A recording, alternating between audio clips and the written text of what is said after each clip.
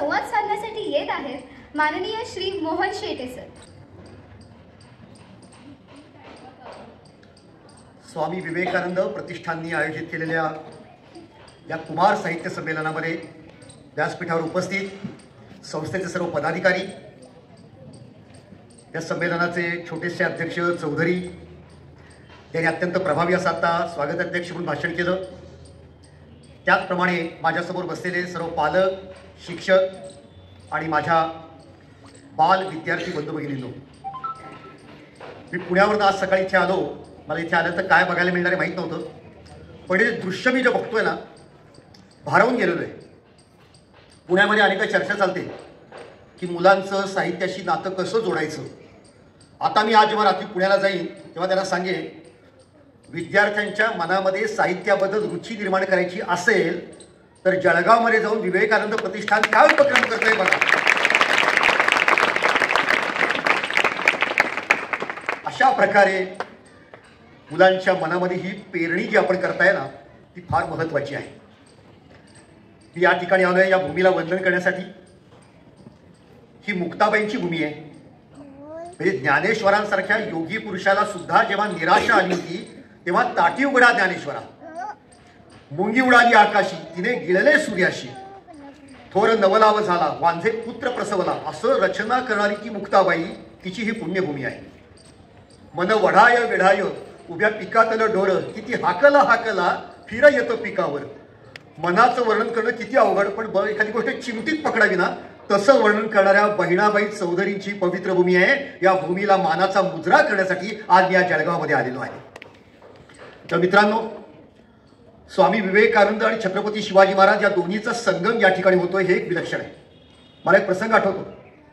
मी स्वामी विवेकानंद महाराष्ट्रात आले होते, अनेक ठिकाणी गेले होते, मुंबईला आले होते, पुण्यामध्ये आले होते, महाबळेश्वर, सातारा.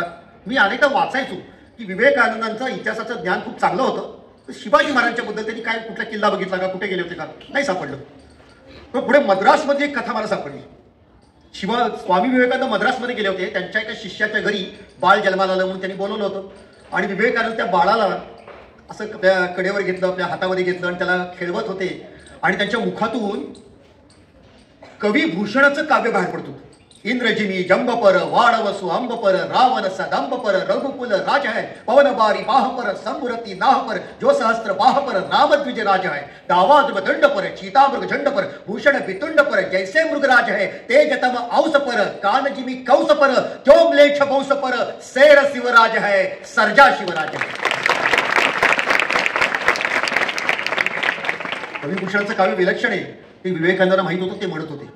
ते शिष्य तिथे आला आणि तो म्हणतो, तुम्ही काय म्हणताय, तुम्ही त्या शिवाजीची स्तुती करता, तो चोर होता, तो दरोडेखोर होता, तो खुनी होता, तो लुटारू होता, असं म्हटला तो. स्वामीजी अत्यंत शांत वृत्तीचे, पण त्यावेळेला ते संतापले आणि स्वामीजींनी उद्गार काढले, इंग्रजांनी निर्माण केलेल्या शाळांमध्ये शिक्षण घेतल्यामुळे तुम्हाला असं वाटतं, पण लक्षात ठेवा, शिवाजी महाराजांसारखा योद्धा आणि शिवाजी महाराजांसारखा संत भारताच्या इतिहासात दुसरा झाला नाही.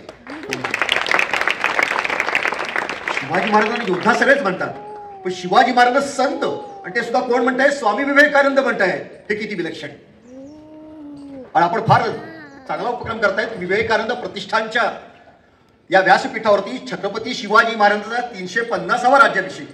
हे शिवाजी महाराज हे योद्ध्यांमधले संन्यासी होते आणि स्वामी विवेकानंद हे संन्यासांमधले योद्धे होते. या दोन विचारांचा संगम या सभामंडपात होतो आहे, ही अत्यंत महत्वाची गोष्ट आहे.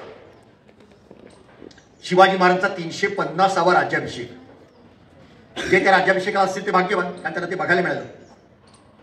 पण आपणही भाग्यवान आहोत. शिवाजी महाराजांचा राज्याभिषेक जेव्हा होत होता तेव्हा त्या राज्याभिषेकाचं महत्व कळत नव्हतं लोकांना. कारण त्यावेळेस शिवाजी महाराजांचं राज्य किती, 7-8 जिल्हे, नाशिक, पुणे, सातारा, कोल्हापूर आणि त्या पलीकडे कोकणातलं एक 8 जिल्ह्यांचं एक छोटंसं राज्य होतं. शिवाजी महाराज राज्याभिषेक होत आहे. आज 350 वर्षानंतर आपण जेव्हा मागवून बघतो तेव्हा लक्षामध्ये असं येतं की शिवाजी महाराजांचा राज्याभिषेक झाला आणि 100 वर्षात याच महाराष्ट्रातून निघालेले वीर, ज्यांनी एका हातामध्ये भगवा झेंडा, दुसऱ्या हातामध्ये तलवार घेतली होती, त्यांनी नर्मदा ओलांडली, त्यांनी यमुना ओलांडली, त्यांनी सिंधू ओलांडली आणि अटकेवरती झेंडे लावले आणि पेशावर पासून तंजावर पर्यंत विशाल हिंदवी साम्राज्य निर्माण करून दाखवलं. हे त्या राज्याभिषेकाचं महत्व आहे. राज्याभिषेकामध्ये पेरणी आहे, त्याचं वटवृक्षात रूपांतर झालेलं आहे. जेव्हा त्या आटकेवरती झेंडा लावला ना, सावरकरांनी कविता लिहिली आहे. सावरकरांसारखा तेजस्वी कवी, त्याला अटकेच्या विजयाचं महत्व नेमकं कळतंय आणि ते म्हणताय, ऐका ऐका हिंदू मात्र हो, वार्ता विजयाच्या आल्या, उभ्या 7 शतकांचा उगवून सूड जिंकिले जेत्याला, आज हिंदवी जरी पटका की पुन्हा पोचला अटकेला, पुन्हा पोचला अटकेला, पुन्हा पोचला अटकेला. अटकेवरती झेंडा फडकवला म्हणून आपल्याला कळतंय की 350 वर्षानंतर काय महत्व आहे त्याचं. आणि अजून एक आनंद होतोय मला एखादी विचारलं त्यात काय कौतुक आहे 350 कधीतरी 300 झाला होता, कधीतरी 400 होईल, 350 एवढं सगळ्या महाराष्ट्रात चर्चा चालू आहे कशासाठी. प्रश्न बरोबर होता. मी त्याला रामदास स्वामींचा एक श्लोक सांगितला. रामदास स्वामींनी शिवाजी महाराजांचं वर्णन करताना असं म्हणलंय, काय केलं शिवाजी महाराजांनी, बुडाला औरंग्या पापी. आता बघा, राज्याभिषेक झाला 1674ला, त्यानंतर 6 वर्षांनी शिवाजी महाराजांचं महानिर्वाण झालं, 9 वर्षांनी संभाजी महाराज गेले, 11 वर्षांनी राजाराम महाराज गेले, 7 वर्ष नंतर ताराबाईंनी युद्ध केलं. म्हणजे 1707ला औरंगजेब गेलेला आहे आणि तरी सुद्धा 1674लाच रामदास स्वामी म्हणतात बुडाला औरंग्या पापी. कसं काय? रामदास स्वामींना कळतंय, औरंगजेब जरी 30-40 वर्ष जगणार असेल शरीराने, तरी औरंगजेब नावाचा विचार हा नष्ट व्हायला शिवाजी महाराजांच्या राज्याभिषेकात सुरुवात झालेली आहे. म्हणून बुडाला औरंग्या पापी. लेंच सौहार्द झाला, मोडली मांडली क्षेत्रे, आनंद वनभुवनी. काय केलं शिवाजी महाराजांनी? परकीय आक्रमकांनी जी आमची पवित्र तीर्थस्थानं मोडली होती, या शिवाजी महाराजांनी पुन्हा मांडली. ज्या मंदिरांचा विध्वंस झाला होता, या शिवाजी महाराजांनी पुन्हा बांधली. म्हणून शिवाजी महाराज मोठे हे रामदास स्वामी सांगतायत. आणि या वर्षी शिवाजी महाराजांच्या 350 वर्षाचा राज्याभिषेक महोत्सव साजरा करत असताना 500 वर्षापूर्वी बाबर नावाच्या आक्रमकांनी जे अयोध्येतलं पवित्र मंदिर मोडलं होतं, ते मांडण्याचं काम आपण करतो. म्हणून हा राज्याभिषेकाचा महोत्सव. शिवाजी महाराजांना स्वर्गात सर्वात जास्त आनंद होणार आहे 22 जानेवारीला. ते करून दाखवलं. माझ्या ज्या सगळ्या अनुयायांनी करून दाखवलं. जे मोडलं होतं ते पुन्हा मांडलं, ते विध्वंस झाला होता ते पुन्हा बांधून दाखवलं. आणि म्हणून जरी शिवाजी महाराजांच्या राज्याभिषेकाला आम्ही उपस्थित नव्हतो, तरी या 22 जानेवारीला आम्ही बघणार आहोत तितकाच एक अतिशय उच्च दर्जाचा सोहळा बघणार आहोत. हे शिवाजी महाराजांनी आपल्याला शिकवलेलं आहे. मित्रांनो, आपण साहित्य संमेलनासाठी आलेलो. साहित्य हे मनोरंजनासाठी असावं, लोकांच्या मनातली मरगळ झटकवण्यासाठी असावं, पण त्याचबरोबर राष्ट्रभक्तीची चेतना जागृत करणारा असावं. शिवाजी महाराज करतायत काम, त्यांना प्रोत्साहन कोण देत आहे? रामदास स्वामींचं साहित्य त्यावेळी निर्माण झालं होतं. त्यांचे रामदासी गावागावातून हिंडत होते. वन्नितो चेत वावारे, चेत विताच चेततो, धीरधरा धीरधरा तकवा, हडबडू गडबडू नका, केल्याने होता आहे रे, आधी केल्याची पाहिजे, देव मस्तकी धरावा, अवघा हलकल्लोळ करावा, मुलुखा बडवावा की बुडवावा धर्मस्थापनेसाठी. हे अशा प्रकारचे श्लोक म्हणत म्हणत जेव्हा लोक हिंडत होती, त्याच वेळेस शाहीर होते. शाहिरांनी सुद्धा पोवाडे सादर केले. आणि मग लोकांच्या मनातली क्षात्रशक्ती जागृत झाल्यानंतर शिवाजी महाराजांना तानाजी, बाजीप्रभू, येसाजी, मुरारबाजी असे अनुयायी मिळाले. आणि म्हणून साहित्याचं काम हे अशा प्रकारचे असलं पाहिजे. स्वातंत्र्यवीर सावरकरांनी नेम जशी ने काव्य लिहिलंय, माहिती आपल्या सगळ्यांना, सागरा प्राण तळमळला. त्यातले 2 ओळी फार महत्वाचे आहेत. या देशातल्या प्रत्येक शिक्षण संस्थेचं ध्येय ते असलं पाहिजे. ते म्हणतात काय? ते गेले होते इंग्लंडला. ते काय म्हणताय? गुण सुमने मी वेची अली या भावे की तिने सुगंधा घ्यावे. तिने म्हणजे भारत मातेने.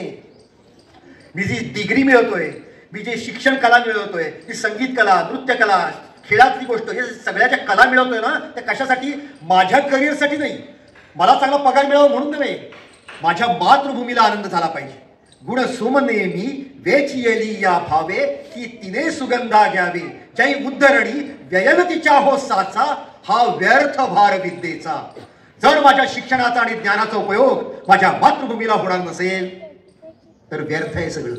आणि म्हणून आपण सगळ्यांनी ठरवलं पाहिजे, मी कुठल्या तरी क्षेत्रात जाईल, पराक्रम करेल, पण तो पराक्रम माझ्या देशाचा नावलौकिक वाढवणार असेल.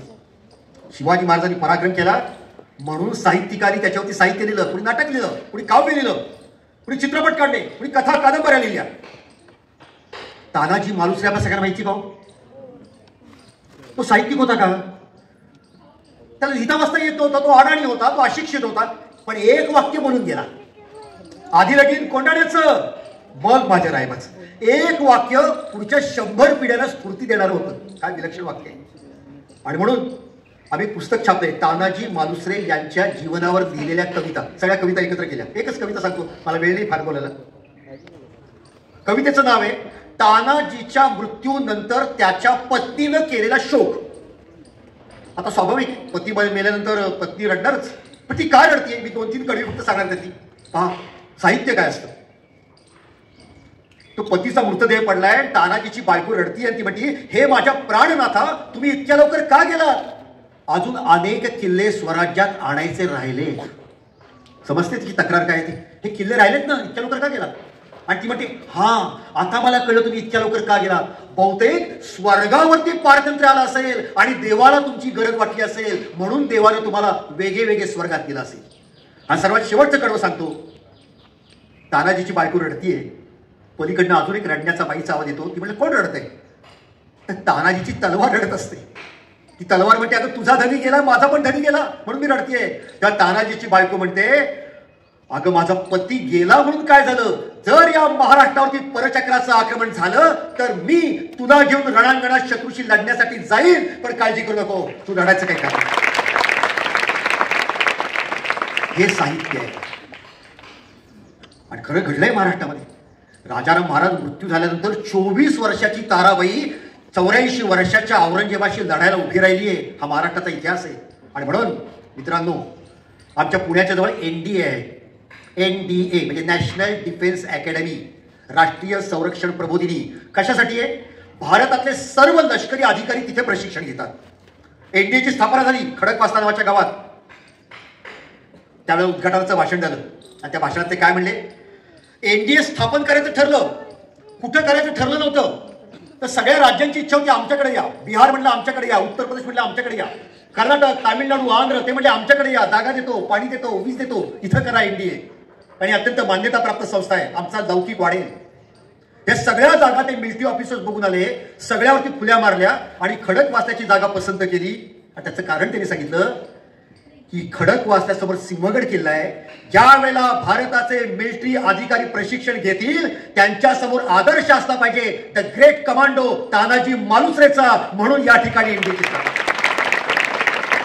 असा हा महाराष्ट्राचा हा वैभव संपन्न इतिहास आहे. आणि तो आपल्या साहित्यातून कथांमधून काव्यांमधून समाजापर्यंत पोचवा असं मी आवाहन करतो.